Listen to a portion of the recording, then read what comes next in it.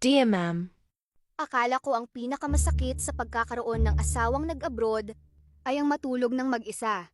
Hindi ko alam na mas masakit pala ang maghintay sa taong akala mo ay naghihintay din sa iyo, habang may iba na pala siyang binibigyan ng oras at pagmamahal. At ang pinakamasakit sa lahat abang ako ay buong pusong naghihintay sa kanyang pagbabalik. May iba pala siyang babaeng kasama. Bagong kasal pa lang kami ng kailangan niyang mag-abroad para magtrabaho.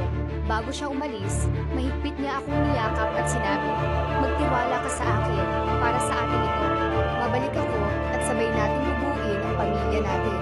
Pinaniwalaan ko siya, ma'am, buong buo. Hindi ko siya pinigilan. Sinuportahan ko ang pangarap niya dahil alam kong ginagawa niya iyon para sa aming kinabukasan. Araw-araw ko siyang hinihintay. Kapag tumatawag siya, sinasagot ko. Kapag pagod siya, iniintindi ko. Kapag namimiss niya ako, sinasabi kong namimiss ko rin siya. May mga gabing hawak ko ang cellphone ko hanggang sa makatulog. Kapag walang tawag, sinasabi ko sa sarili ko, baka pagod lang siya. Kapag hindi nag-message, baka busy. Ayokong pagdudahan ng asawa ko. Gusto kong maging taong mapagkakatiwalaan niya. Pero habang lumilipas ang panahon, nagbago siya. Dati, halos araw-araw siyang tumatawag. Ngayon, bihira na. Dati, mahahaba ang messages niya. Ngayon, busy ako. Pagod ako. Bukas na tayo mag-usap. Pinilit kong intindihin. Hanggang isang araw, nalaman ko ang katotohanan. May iba pala siyang babae sa abroad. Ma'am, parang biglang nawala ang lakas ko. Habang ako ay naghihintay sa tawag niya, may ibang babaeng kasama niya. Habang ipinagdarasal ko ang kaligtasan niya, may iba pala siyang binibigyan ng oras. Tinitingnan ko ngayon ang wedding picture namin at tinatanong ang sarili ko, totoo ba ang mga pangako niya? Kakasal pa lang namin. May mga pangarap pa kaming hindi natutupad. May mga plano pa kaming hindi natutupad.